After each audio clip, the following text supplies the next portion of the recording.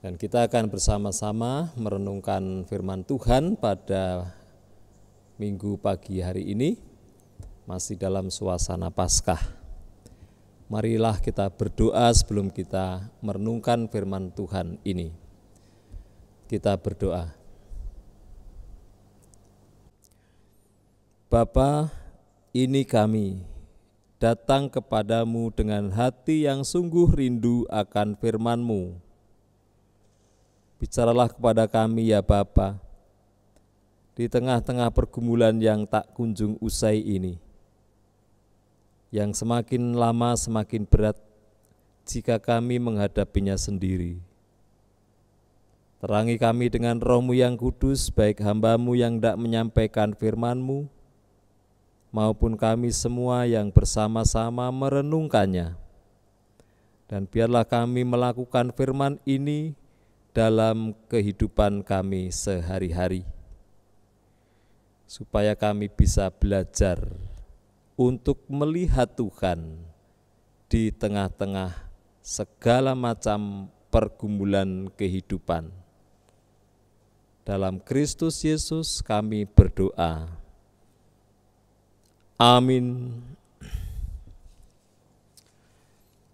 Firman Tuhan pada saat ini diambil dari Injil Yohanes 20 ayat 11 sampai dengan 18. Yohanes 20 ayat 11 sampai dengan 18. Yesus menampakkan diri kepada Maria Magdalena. Tetapi Maria berdiri dekat kubur itu dan menangis. Sambil menangis, ia menjenguk ke dalam kubur itu. Dan tampaklah olehnya dua orang malaikat berpakaian putih, yang seorang duduk di sebelah kepala dan yang lain di sebelah kaki di tempat mayat Yesus berbaring. Kata malaikat-malaikat itu kepadanya, "Ibu, mengapa engkau menangis?" Jawab Maria kepada mereka, "Tuhanku telah diambil orang, dan aku tidak tahu di mana ia diletakkan." Sesudah berkata demikian, ia menoleh ke belakang dan melihat Yesus berdiri di situ. Tetapi ia tidak tahu bahwa itu adalah Yesus. Kata Yesus kepadanya, "Ibu, mengapa engkau menangis? Siapakah yang engkau cari?" Maria menyangka orang itu adalah penunggu taman. Lalu berkata kepadanya, "Tuan, jikalau Tuhan yang mengambil dia, katakanlah kepadaku, di mana Tuhan meletakkan dia, supaya aku dapat mengambilnya." Kata Yesus kepadanya, "Maria." Maria berpaling dan berkata kepadanya dalam bahasa Ibrani, "Rabuni," artinya guru. Kata Yesus kepadanya, "Janganlah engkau memegang aku, sebab aku belum pergi kepada Bapa. Tetapi pergilah kepada saudara-saudaraku, dan katakanlah kepada mereka bahwa sekarang aku akan pergi kepada Bapa-Ku dan Bapamu, kepada Allah-Ku dan Allahmu." Maria Magdalena pergi dan berkata kepada murid-murid, "Aku telah melihat Tuhan," dan juga bahwa Dia yang mengatakan hal-hal itu kepadanya. Demikianlah pembacaan firman Tuhan. Yang berbahagia adalah setiap kita yang mendengarkan firman Tuhan dan yang memeliharanya. Haleluya.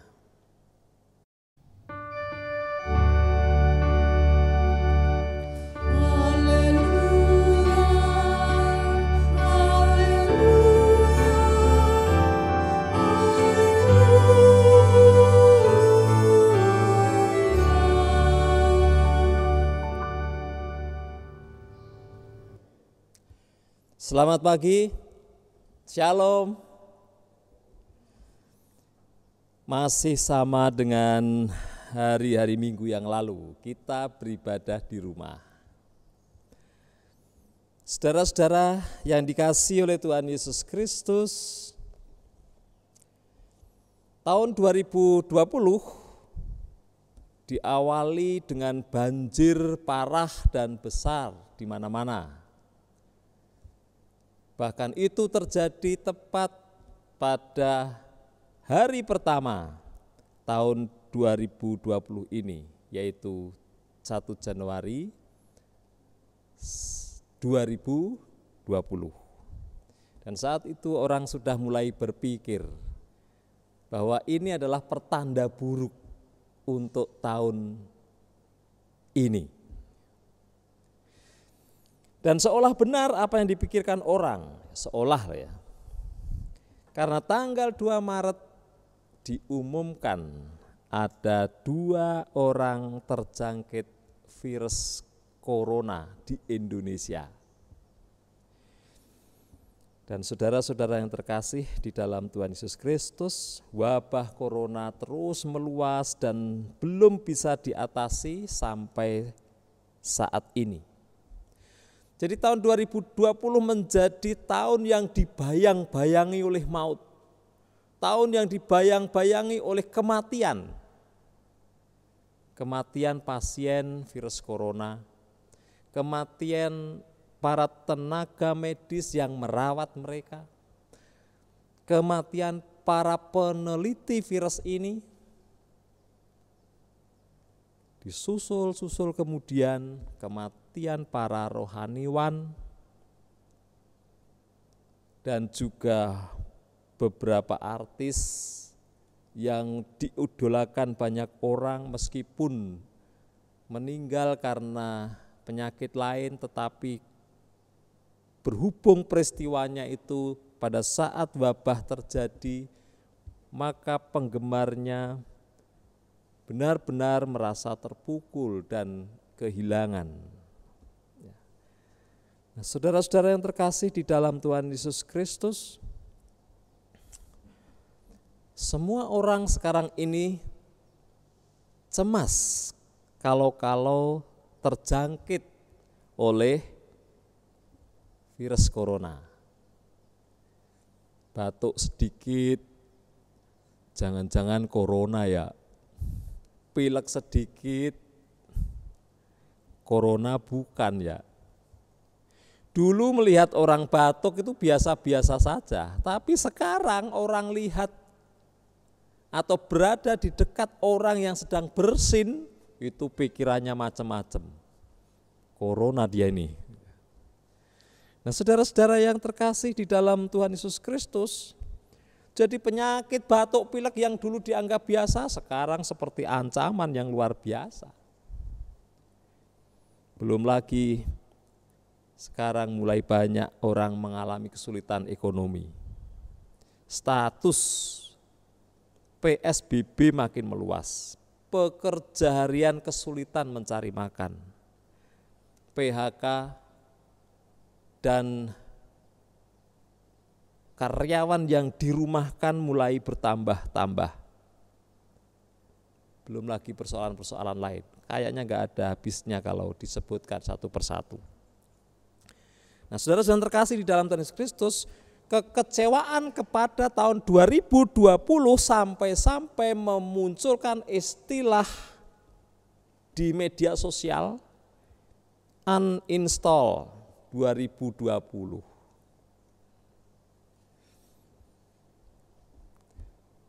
Lepaskan itu tahun 2020 dari kehidupan, hilangkan itu dari kehidupan, enggak usah ada tahun 2020. Orang mulai berpikir kalau tidak ada tahun 2020 mungkin hidup lebih baik, mungkin hidup lebih indah. Oleh karena itu uninstall saja, copot saja itu aplikasi kalender tahun 2020 dari smartphone kehidupan. Ada yang mengatakan uninstall 2020 karena tahun ini mengandung virus. Ada yang mengatakan uninstall tahun 2020 dan ganti dengan versi yang lain. Nah, saudara-saudara yang terkasih, memang kadangkala ungkapan uninstall 2020 ini hanya candaan. Tetapi saya kira ini juga penanda bahwa tahun 2020 mulai dirasa berat oleh banyak orang. Apalagi ketika pergumulan tentang virus ini berjalan makin lama dan yang namanya penderitaan itu makin lama dan makin panjang disandang, maka semakin berat rasanya. Nah, saudara-saudara yang terkasih, terkait dengan kondisi sekarang ini, maka saya kira menjadi penting bagi kita merenungkan kembali pengalaman Maria Magdalena yang telah melihat Tuhan yang bangkit. Dan seruannya itu menjadi seruan yang terkenal. Aku telah melihat Tuhan. Pada saat ini kita akan memaknai kembali teriakan Maria itu sebagai salah satu cara kita belajar melihat dan menghadapi kehidupan dalam kondisi sekarang ini. Saudara-saudara yang terkasih dalam Tuhan Yesus, Maria Magdalena adalah perempuan yang sangat mengasihi Tuhan Yesus. Ada jejak kasih Tuhan yang melekat dalam diri Maria yang tidak bisa dia lepaskan. Dan itu yang membuat dia dekat dengan Tuhan serta menjadi pengikutnya. Karena menurut Lukas 8 ayat 2, Maria Magdalena ini adalah perempuan yang pernah dilepaskan oleh Tuhan Yesus Kristus dari 7 roh jahat. Dan pengalaman itu membuat Maria dari Magdala ini memandang Kristus itu sebagai penyelamat hidupnya. Kalau tidak ada Tuhan Yesus yang melepaskan dia dari roh jahat itu, maka dia akan menjadi perempuan yang tidak berguna dan tidak bermakna dalam hidupnya. Karena itu dia kemudian menjadi pengikut Tuhan Yesus. Dan sebagai pengikut, dia pengikut yang luar biasa. Dia mengikuti semua peristiwa penderitaan Tuhan. Kalau kita membaca kitab-kitab Injil, maka kita akan bisa melihat bahwa Maria Magdalena itu berasal dari kota Magdala, dan Magdala itu ada di Galilea, di tepi barat Danau Galilea. Jadi dari situlah dia mengikut Tuhan. Jadi ketika Tuhan dari Galilea menuju Yerusalem itu, Maria Magdalena termasuk dalam perempuan-perempuan yang mengikuti Tuhan dari Galilea. Dia ikut sejak Tuhan Yesus disambut dengan teriakan Hosana. Sangat mungkin dia ikut memetik ranting, memetik daun palem, lalu menghamparkannya di depan jalan yang akan dilalui Tuhan. Dia terus mengikuti, menurut para penafsir, apapun yang dialami oleh Tuhan Yesus. Sejak dia ditangkap, dibawa ke Sanhedrin, kemudian kepada Pontius Pilatus, dia ikuti itu semua. Saat Tuhan Yesus memikul salib, lalu perempuan-perempuan menangisinya, sangat mungkin salah satunya adalah Maria Magdalena. Saat Tuhan Yesus sudah disalibkan, Maria Magdalena berdiri di depan salib itu bersama dengan perempuan-perempuan yang lain, termasuk ibu Tuhan Yesus. Saat Tuhan Yesus dimakamkan, dia ada di sana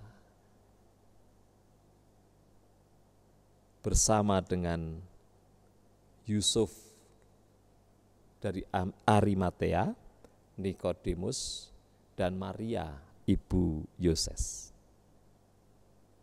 Dan saudara-saudara, Dialah perempuan, menurut kesaksian Yohanes, satu-satunya yang tetap tinggal dan menangisi makam Tuhan Yesus yang sudah kosong.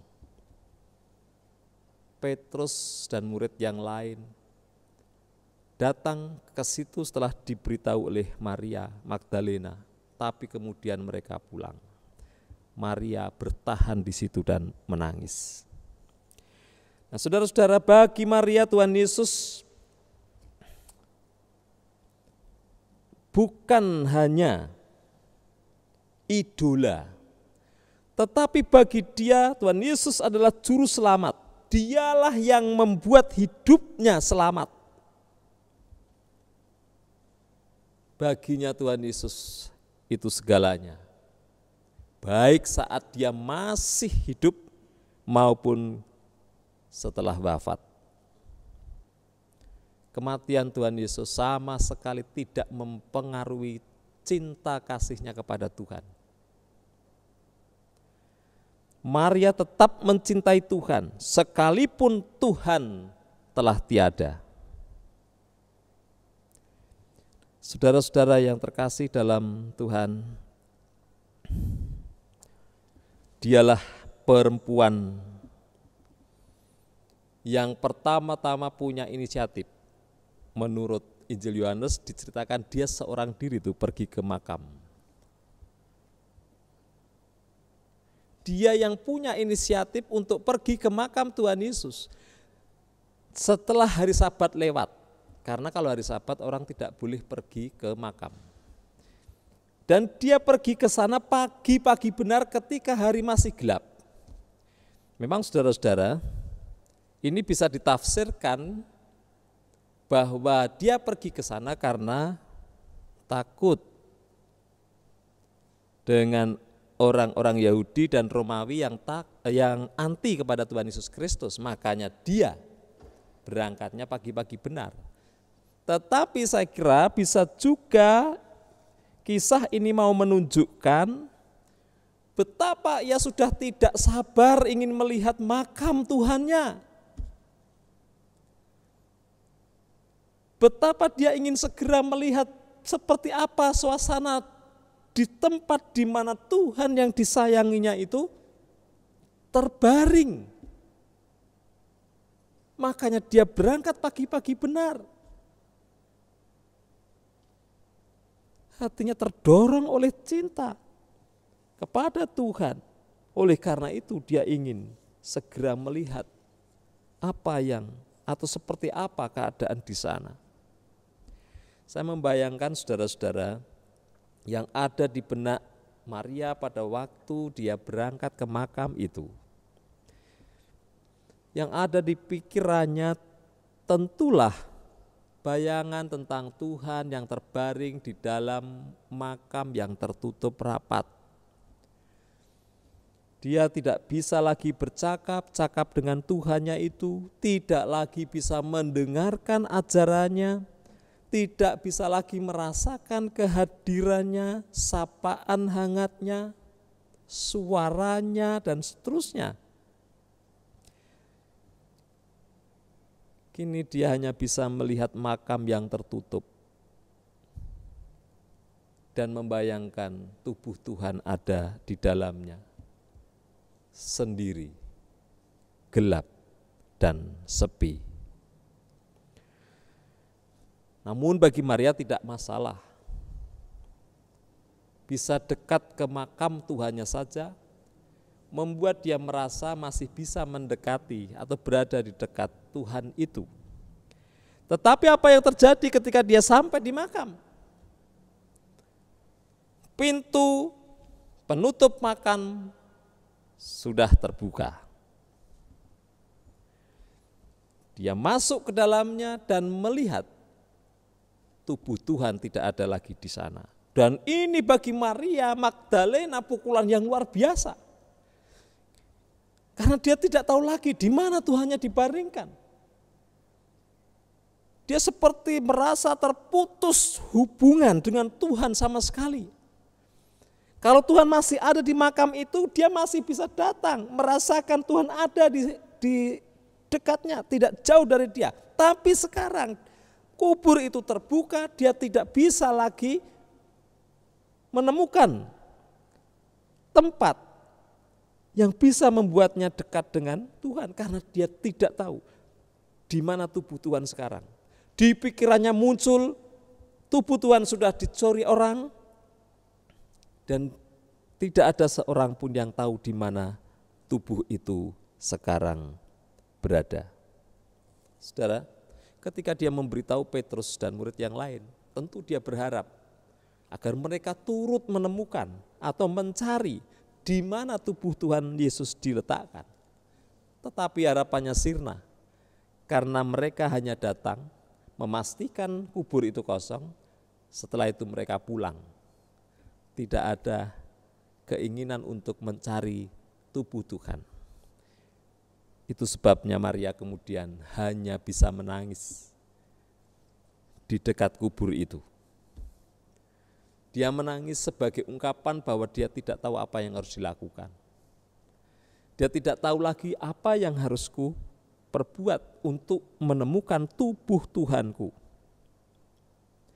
Nah, saudara-saudara yang terkasih, pupus sudah harapan dia untuk menemukan tubuh Tuhannya kembali. Nah, saudara-saudara yang terkasih,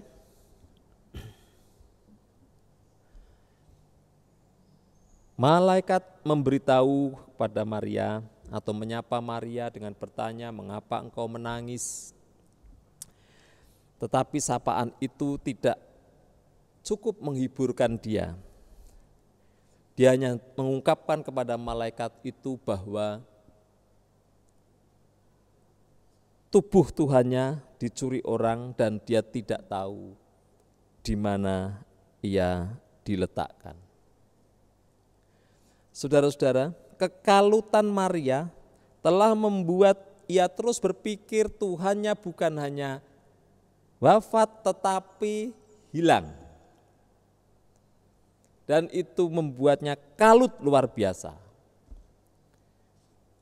Bahkan ketika Tuhan Yesus berdiri di belakangnya, dan Maria dikatakan di sini menoleh juga melihat kepada Tuhan Yesus yang berdiri di belakangnya, lalu bertanya, "Ibu, mengapa engkau menangis? Siapa yang kau cari?" Saudara-saudara yang terkasih, mungkin bisa dimengerti kalau pagi itu masih gelap atau agak gelap sehingga Maria tidak lagi mengenali wajah Tuhan atau tidak terlalu mengenali Tuhan Yesus yang ada di belakangnya.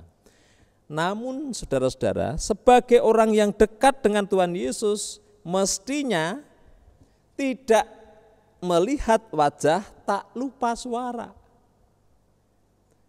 Tetapi kekalutan hati Maria telah membuat suara Tuhan Yesus tidak bisa menembus remang gelap pagi itu. Saudara-saudara yang terkasih, oleh karena itu Maria segera berpikir bahwa orang yang di belakangnya itu adalah penjaga taman. Dan dia berprasangka buruk kepadanya. Sehingga dia berkata, "Jikalau Tuhan yang mengambilnya, katakanlah kepadaku di mana Tuhan meletakkannya supaya aku bisa mengambilnya." Luar biasa. Kenal tidak, tahu tidak, penjaga taman itu siapa, tapi dia sudah berpikir atau memberikan prasangka-prasangka buruk kepadanya. Nah, saudara-saudara yang terkasih dalam Tuhan Yesus Kristus, Maria, demikian Tuhan Yesus memanggil perempuan ini. Dan sapaan ini menyadarkan Maria bahwa pria yang berdiri di belakangnya itu adalah Tuhan Yesus yang dicarinya. Karena kalau dia penunggu taman pasti tidak akan mengenal Maria, tidak akan menyebut namanya. Sehingga panggilan nama itu membuat dia ingat suara siapakah itu. Dan dia berseru kepada Tuhannya, Rabuni, sambil berusaha merangsek untuk memeluk kakinya atau memegang kakinya. Nah, saudara-saudara yang terkasih di dalam Tuhan Yesus Kristus, seketika semuanya berubah. Pikiran tentang kubur kosong, pikiran tentang tubuh Tuhan Yesus dicuri orang, pikiran dan prasangka buruk lainnya hilang dari benak Maria. Kini kesedihan, keputusasaan, kekecewaan, kebingungan sirna karena Maria Magdalena telah melihat Tuhan. Dan itulah seruan yang dia katakan kepada para murid yang lain. Ketika dia berjumpa dengan mereka, aku telah melihat Tuhan. Nah, saudara-saudara yang terkasih di dalam Tuhan Yesus Kristus, melihat Tuhan mengubah pikiran, mengubah cara pandang Maria Magdalena terhadap rasa kehilangannya akan Tuhan Yesus Kristus. Dan mengubah kesedihannya menjadi sukacita. Uninstall 2020, saya kira adalah bentuk kegagalan manusia melihat Tuhan yang hidup, yang hadir dan bersama dengan umat dalam menikmati dan mengatasi problema hidupnya. Tahun 2020, seburuk apapun awalnya atau semester pertamanya, bahkan mungkin sampai tahun ini berakhir menurut pandangan kita, bagi Tuhan merupakan momentum untuk menunjukkan bahwa Dia adalah Tuhan yang hidup, yang mengenal dirimu dan peduli pada air matamu. Kadang-kadang kekalutan membuat kita tak mampu melihat Tuhan, maupun tak lagi kita mengenali suaranya. Tapi coba dengarkan Dia memanggilmu. Bayangkan Tuhan Yesus sekarang ini memanggil nama kita.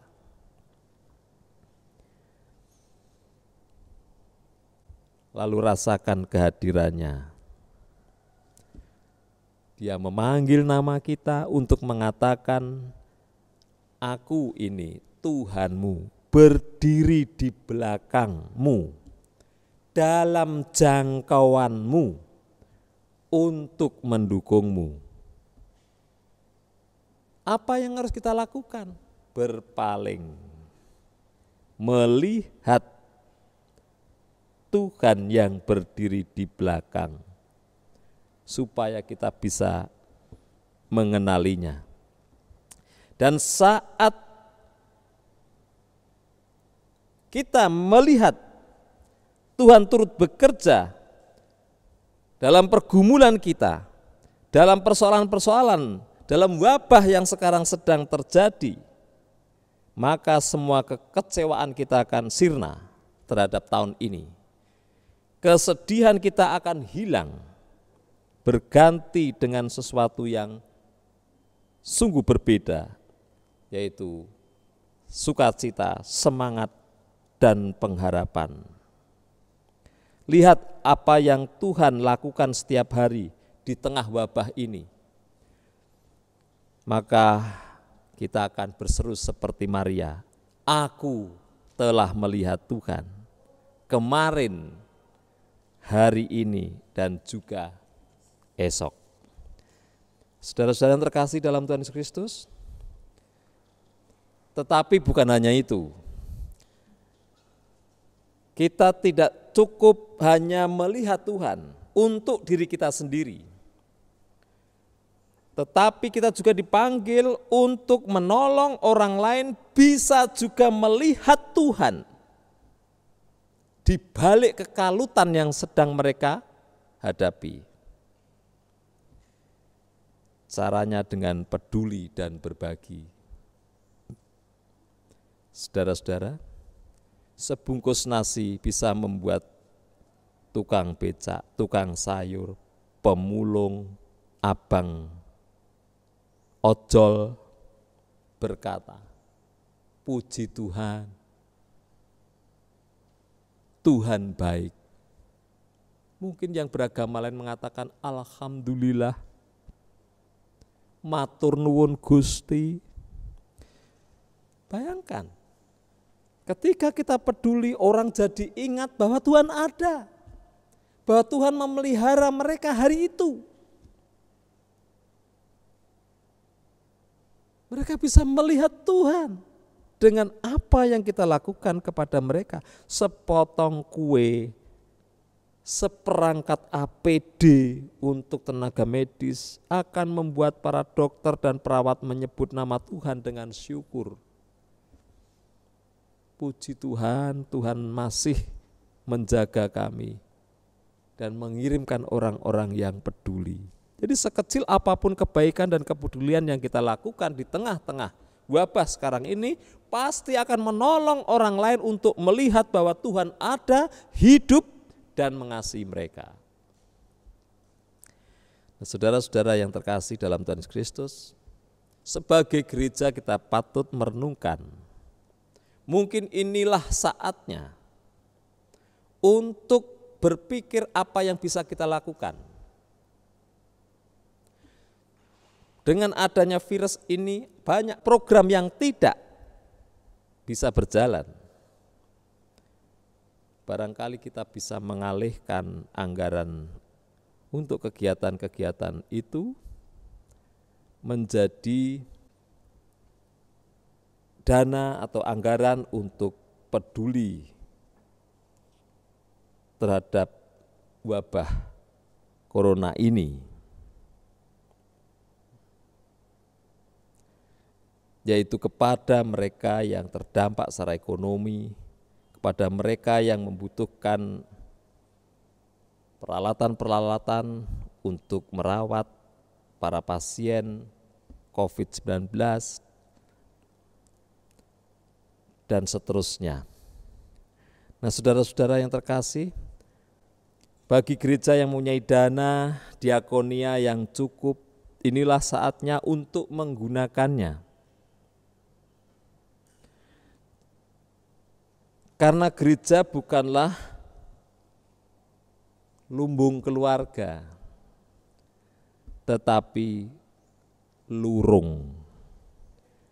Kalau lumbung itu tempat menyimpan bahan makanan sebanyak mungkin sehingga kalau gagal panen atau kekurangan makan, suatu saat kita masih bisa bertahan untuk diri sendiri. Tetapi lurung artinya gorong-gorong, yaitu saluran air yang akan mengalirkan air dari sumbernya kepada atau pada lahan yang membutuhkannya.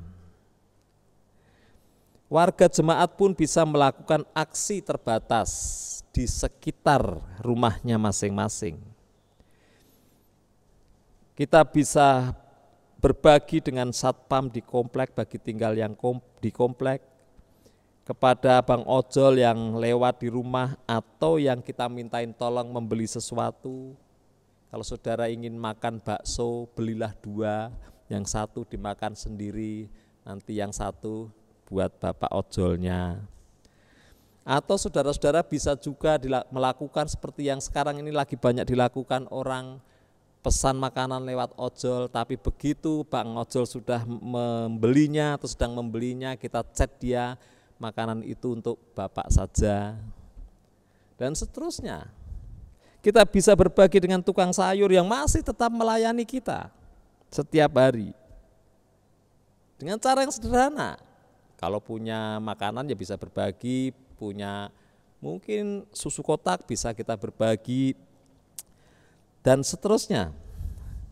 Dengan belanja tanpa menawar ya, sepanjang virus ini masih ada, ya udahlah harganya berapa bayar saja kalau uangnya cukup. Kalau uangnya kurang ya beli secukupnya. Jangan dengan uang kurang tetap menawar supaya dapat seperti biasanya. Dengan pemulung yang lewat di rumah kita bisa berbagi makanan, minuman, vitamin, hand sanitizer dan seterusnya. Pokoknya apa yang bisa membuat mereka mempunyai imunitas lebih baik karena mereka harus bekerja di rumah supaya mereka bisa bertahan dalam keadaan sekarang ini. Nah, saudara-saudara yang terkasih di dalam Tuhan Yesus Kristus, di gereja-gereja juga termasuk di gereja ini juga sedang diadakan penggalangan dana untuk kepedulian terhadap wabah COVID-19 atau virus corona ini. Silakan kalau Bapak Ibu mau terlibat, mau berbagi berkat. Tidak usah pergi kemana-mana, nanti majelis gereja, diakonia dan kespel yang akan memikirkan bagaimana dana yang terkumpul itu bisa digunakan untuk kepedulian sosial menghadapi kondisi sekarang ini. Saudara-saudara yang terkasih di dalam Tuhan Yesus Kristus, alangkah indahnya kalau di tahun 2020 ini, di balik kemelut yang sekarang ada, kita tetap bisa melihat Tuhan yang bekerja di tengah-tengah kemelut ini. Dan kita bisa menolong orang lain melihat Tuhan yang tetap sayang kepada mereka dalam menghadapi wabah ini. Biarkan tahun 2020 tetap ada dan kita hidup di dalamnya. Tidak perlu uninstall 2020. Yang kita perlu adalah melihat Tuhan yang hidup dan turut menanggung penderitaan kita sehingga kita kuat menanggungnya. Tuhan yang menolong kita sehingga kita bisa melewati dan menyelesaikannya. Yang kita perlu adalah menolong sesama melihat Tuhan yang hidup dan baik itu. Jangan terpaku pada wabah dan segala dampaknya, tapi lihatlah Tuhan yang bekerja untuk menolong kita, semua bersama keluar dari wabah ini. Maka kita akan bersyukur terhadap tahun 2020 seperti kita mensyukuri tahun-tahun yang lain. Jadi saudara-saudara yang terkasih dalam Tuhan Yesus Kristus, lihatlah Tuhanmu yang hidup, maka lenyaplah takut dan kecewamu. Tuhan memberkati. Amin.